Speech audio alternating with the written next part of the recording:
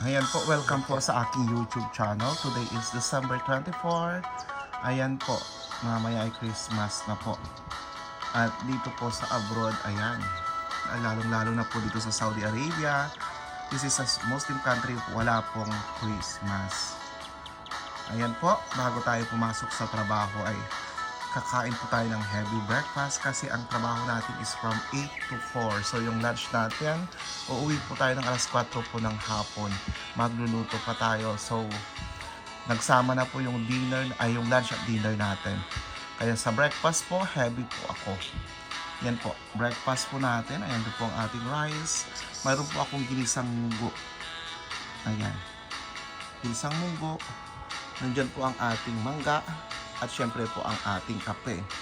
Yan po ang ating pagkain ngayon. Ayan po, nagsasaya sila sa Pilipinas. At tayo ay ginisang munggo.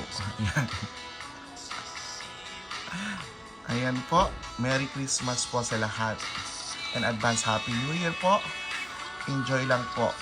Huwag lang sobrahan mga pagkain kasi marami pong mga naaatake, kaya ingat-ingat po tayo.